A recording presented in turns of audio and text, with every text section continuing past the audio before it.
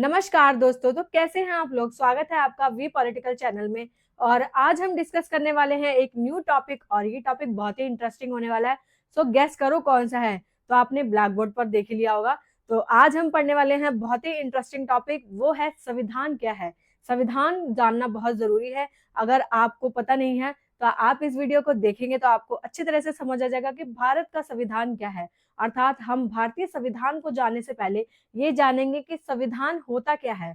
तो स्टार्ट करते हैं अपना इंपॉर्टेंट टॉपिक और हम पढ़ रहे हैं भारतीय संविधान। इसमें हम सबसे पहले पढ़ेंगे संविधान का अर्थ और इसकी परिभाषा। अगर आप 11वीं क्लास के स्टूडेंट है तो भी आपके लिए बहुत इंपॉर्टेंट है।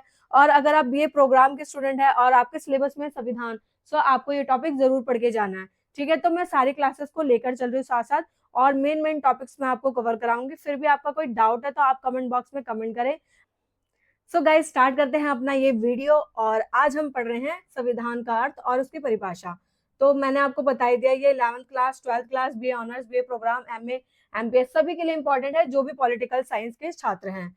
ठीक है, तो स्टार्ट करते हैं। संविधान निर्माण में देश की संस्कृति, इतिहास, राजनीति, उसकी सामाजिक और आर्थिक दशा आदि का बहुत योगदान है।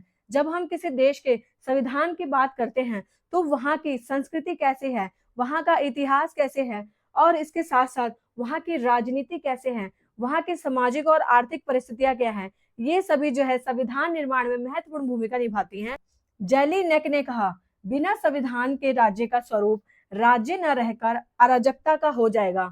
जेली नेक जो एक विचारक है वो कहते हैं कि अगर किसी देश में संविधान नहीं है तो उस देश का स्वरूप जो है राज्य न रहकर वो देश राज्य ही नहीं रहेगा, इसके साथ वो अराजकता का हो जाएगा। अर्थात वहां पर अराजकता आ जाएगी, जहां कोई शासन नहीं करेगा, जहां कोई संविधान नहीं होगा, वो राज्य न रहकर अराजक हो जाएगा। मतलब वहां पर बहुत ज्यादा हिंसात्मक प्रवृत्ति होंगी। ठीक है, इसी के साथ हम पढ़ते हैं संविधान की आवश्यकता। संविधान, जब हम संविधान की बात करते हैं तो संविधान की क्या आवश्यकता है, इसको पढ़ना बहुत जरूरी है। कि किसी देश के लिए हमने बोला संविधान बहुत जरूरी है, पर संविधान क्यों जरूरी है ये जानते हैं हम। सबसे पहले सरकार के स्वरूप को निर्धारित करना आवश्यक है।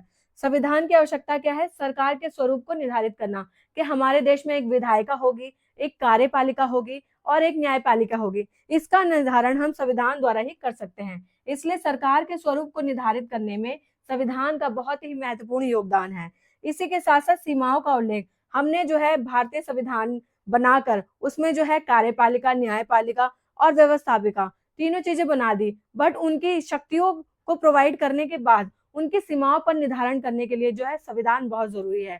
इसलिए संविधान का निर्माण किया गया है ताकि उनकी शक्तियों पर नियंत्रण किया जा सके, उनकी सीमाओं का उल्लेख किया जा सके। थर्ड पॉइंट है हमारा, संविधान समाज के आधारभूत लक्ष्यों और आदर्शों को स्पष्ट करता है कि कैसे आदर्श और लक्ष्य निर्धारित करने चाहिए जिससे समाज का कल्याण हो। फोर्थ पॉइंट है हमारा, संविधान के अंतर्गत ही अधिकार और कर्तव्य का उल्लेख है। जैसा कि आपको पता है कि भारतीय संविधान के अंतर्गत मौलिक अधिकारों का वर्णन किया गया है और इसी के साथ साथ मौलिक कर्तव्यों का वर्णन भी किया गया है। तो ये सब क्यों पॉसिबल है, संविधान के रहते ही पॉसिबल है। संविधान की आवश्यकता इसलिए पड़ी है ताकि अधिकार और कर्तव्यों का भी उल्लेख किया जा सके। इसी के साथ हम अन्य परिभाषाएं पढ़ते हैं। लीकॉक कहता है, किसी राज्य विशेष के स्वरूप को संविधान कहते हैं।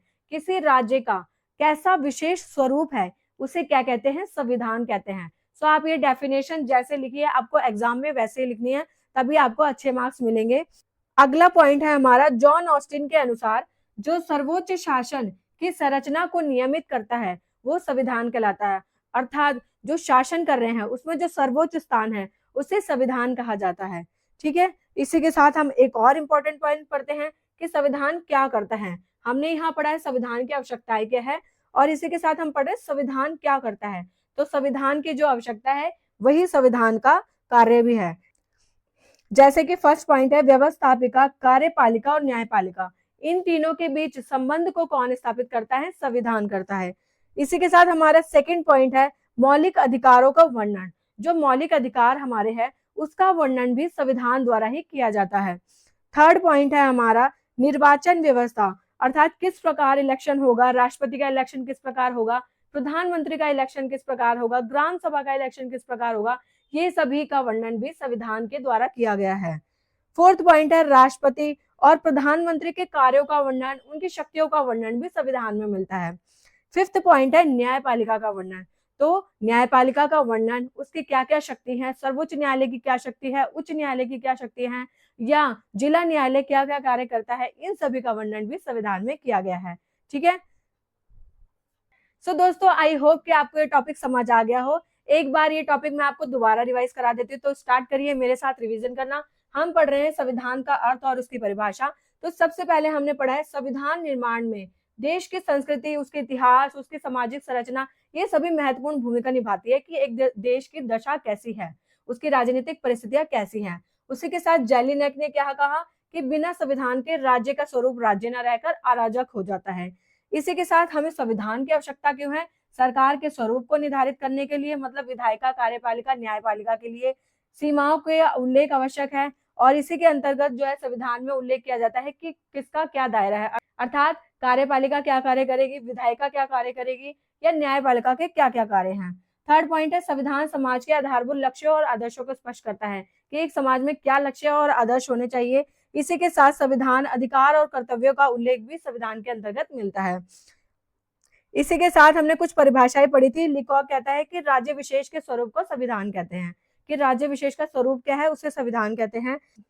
इसके बाद जॉन ऑस्टिन के अनुसार जो सर्वोच्च शासन की संरचना है उसे संविधान कहा जॉन ऑस्टिन ने। और हमारा लास्ट पॉइंट है संविधान क्या करता है। तो हम पढ़ चुके हैं जो संविधान की आवश्यकता है वही संविधान क्या करता है कि जरूरतें हैं। ठीक है। व्यवस्थापिका, कार्यपालिका, न्यायपालिका के मध्य संबंध को स्थापित करता है, मौलिक अधिकारों का वर्णन करता है, न्यायपालिका का वर्णन करता है, राष्ट्रपति और राज्यपाल के क्या क्या कार्य है इसका वर्णन करता है।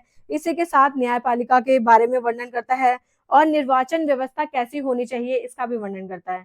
ठीक है। तो गाइज, आई होप कि आपको ये टॉपिक समझ आ गया हो। अगर फिर भी आपको कोई डाउट है तो कमेंट बॉक्स में कमेंट करना। और इसी के साथ इस वीडियो को एंड करते हैं। और अगर आपको ये वीडियो थोड़ा भी पसंद आया तो प्लीज लाइक, शेयर, सब्सक्राइब जरूर करें। आई होप कि आपको ये वीडियो पसंद आया होगा। Thank you so much for watching our videos.